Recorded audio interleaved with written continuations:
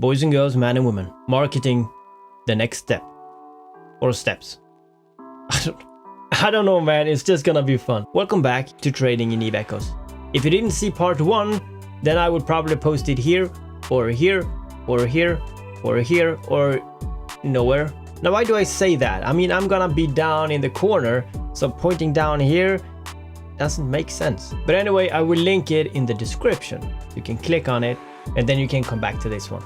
2,000 years later. Because this video, we will go a bit deeper into how to make your ESK in Eve Echoes through marketing. I assume you already have started investing since the last video and hopefully sit on at least 100 items or 100 different items that you have bought to flip now and then. Well, hold on to your pants, because this video will give you a few tips and ideas on how to make sure that those items sells.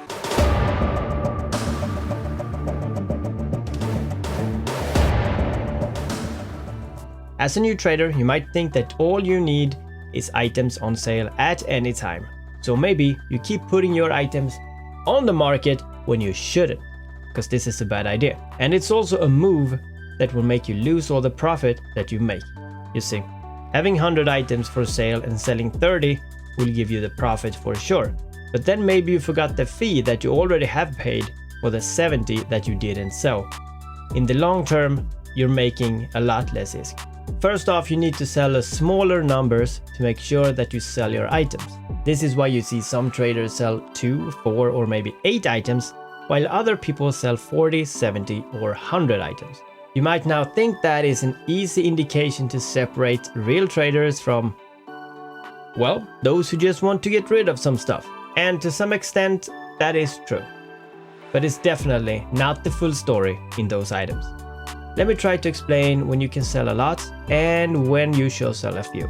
Because in the early trading life, you should focus on selling a few rather than finding the perfect time to sell it all. While other marketers is always looking for that golden opportunity to really make an impact. So let's talk tactics. Anytime that you sell, you will pay a fee. And every time you don't sell, you already paid a fee. So saving money, you do simply by not trying to sell. At least not trying to sell the stuff that you don't sell in the end. Yeah, that sounded weird, but I think it's a good time to talk about how to read the market as well. This one will be tough to explain, but I will do my best.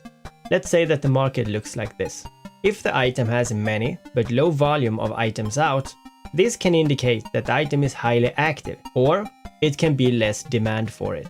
If the item has many orders, like this one, with high volume, it's very active and probably flooded. If the item has a few orders with a small amount, that usually means a scarcity of the item, and not many players even trade in it. If the item has few orders but high volume, this often means that it's been manipulated recently, or only a few already have the monopoly of these items, such as new items, or very special items, or very expensive items. This is one way how to read the market. And even if I said that the last one was probably manipulated, most of them are. And we will talk more about that in this video as well. But before that, when should you try to sell after reading the market? Well, it depends on the price that you bought the stuff for, compared to the value today, of course. Generally, items with large amounts of items sell fairly good. For example, if they sell in bulk of 50 to 1,000, while items as fitting sells 1 to 8. Just think about how you would buy yourself. If you would fit your ship, you would maybe buy 2 Webbers or 8 guns or launchers, maybe 2 invulnerability resists, maybe 2 boosters, and so on. This is the number you should try and sell at one time. If you know you will be away from the game for a longer time, you can double those amounts or maybe triple it. But if you see anyone selling 90 lasers, for example, there is also a few reasons. Reason 1, and the most normal one, is that the player here probably just need ISK and try to get rid of the items.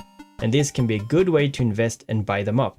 Second reason someone sells 90 lasers is probably he bought them very cheap and hoping to sell a lot, with some profit today. The third reason is that he recently bought up everything very cheap and now have set a new price.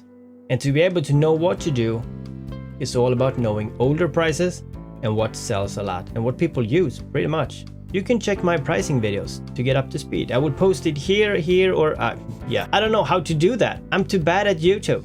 So I will link all of them in my description as well.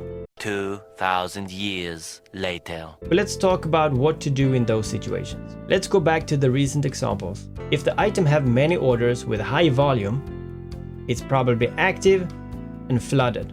And here I would buy up every item that has the prices within my buy range.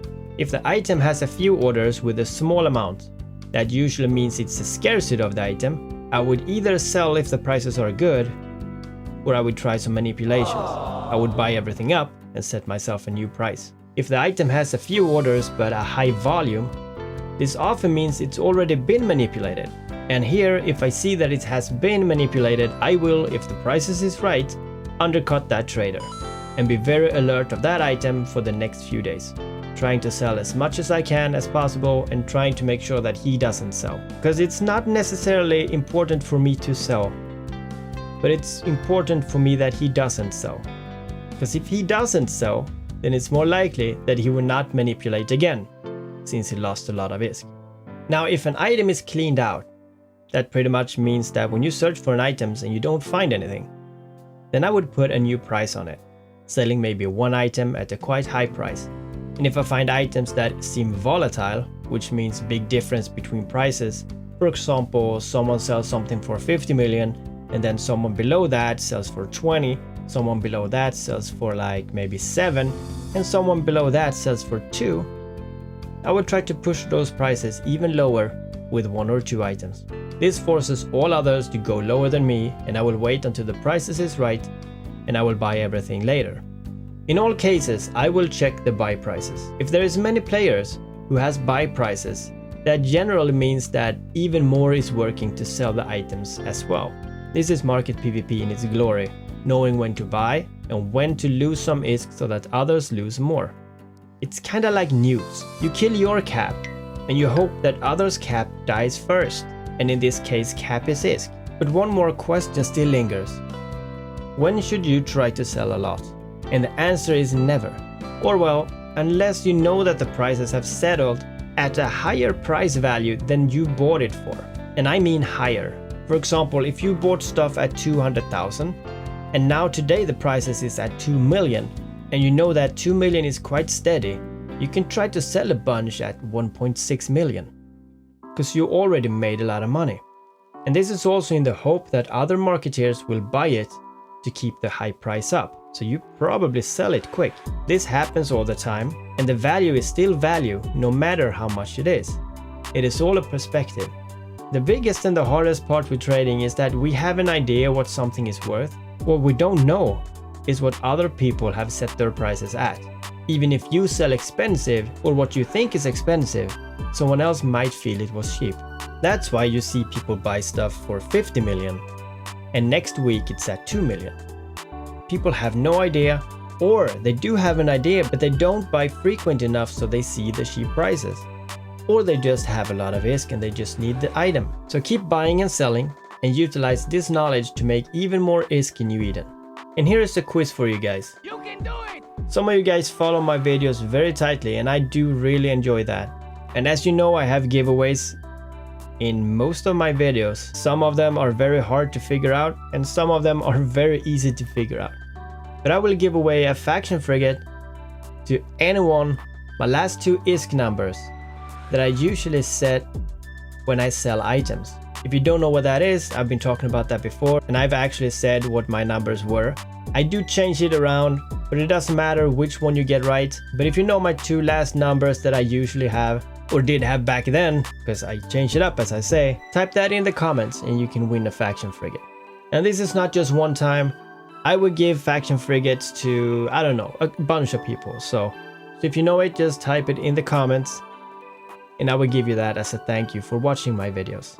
And you guys let me know if I need to explain or expand this series even more. And I see you guys again.